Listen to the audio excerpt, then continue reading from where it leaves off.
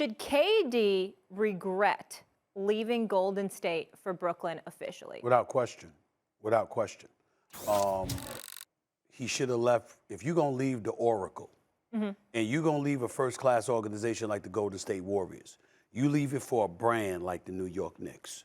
You leave it for a franchise that has a fan base that cares about them, that considers them relevant, that ain't going to be chanting for somebody that they the MVP just minutes into the game, that show up to root for the other team and not you. You understand? That's the kind of stuff that used to happen in Atlanta. Tim Legler knows this. Used to happen in Atlanta because everybody was migrating to the city of Atlanta, and so the fan base was all over the place because you had people from New York, Detroit, and various other places throughout the country that went to Atlanta to live. So it made sense for them. That ain't the case across this river right here in Brooklyn, New York.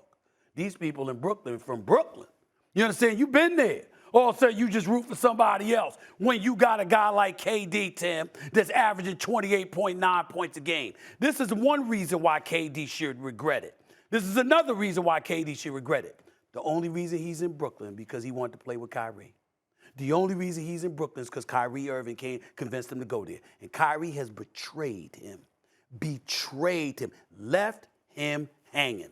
Left the organization hanging. We can bring up stuff about the vaccine all we want to, okay? Let me tell you why, Tim Legler, and I'm only saying this to Tim because I know Swagoo is still there, but I'm saying it to you because we haven't had this conversation, Tim. I want you to understand where I'm coming from.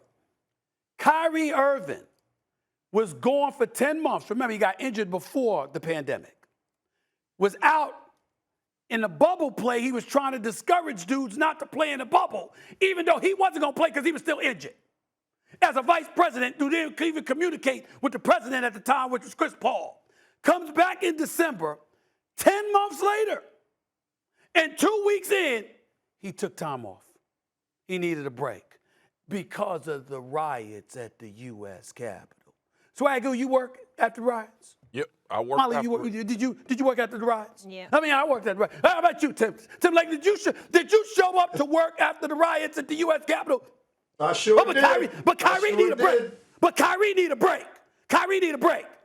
Each and every single time, he thinks about himself. And he left his boy hanging. KD came to Brooklyn because of Kyrie Irving. Kyrie Irving has betrayed KD. He has betrayed basketball fans with his continual excuses for absence. He has betrayed his teammates. He's betrayed the NBA game because he is a superstar, a showstopper, must-see television, must-see in person. He's that much of a genius as a basketball player. He don't give a damn about none of that. We're beneath him. He's here. The rest of us are there. We're not on his level. We can't think like him. And as a result, KD is left hanging. That is why KD should regret going for Brooklyn. If I'm KD, and I don't mean this any knock against Sean Marks, Joe Tsai, the great owner for the Brooklyn Nets, good man, you know, Sean Marks, Steve Nash, I wouldn't blame KD if KD asked to be traded at the end of the season. I think he should ask to be traded. Go ahead, Tim. Well, listen, you eloquently described why Kevin Durant made a wrong decision in pairing up with Kyrie Irving, okay, ending up in Brooklyn with him. He can regret that, but here's why I don't necessarily think Kevin Durant regrets leaving Golden State. And I go back to that second championship, 2018. I will never forget closing out that series in a sweep against the Cleveland Cavaliers, in a series in which they won by an average of 15 points a game in the finals. And in the closeout game, Steph Curry goes for 37 points, much like he did last night, actually. And Kevin Durant did his thing. I think he had a triple-double in that game. But all I kept looking at and thinking, Steve and I, was, this dude is not having any fun.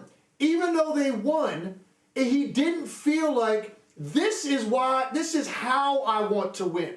So he went there for a specific reason. He loved his style. He wanted to add rings. He got those rings. But by the end of that second year, Kevin Durant did not look like he was enjoying how he was winning. He didn't feel like, I believe, he was getting enough credit, even though he was Finals MVP twice, for that being his deal because Steph Curry had already turned that into something special before he got there. So we want to tell players all the time, the only thing that's supposed to matter is winning. And I'm going to tell you right now, that's just not true. It's not just winning. It's how you win, who you win with, where you are, how much money you get. All that stuff does matter too. And I think for Kevin Durant, checking off that box, man, I got my rings. He now wanted to go do it a different way.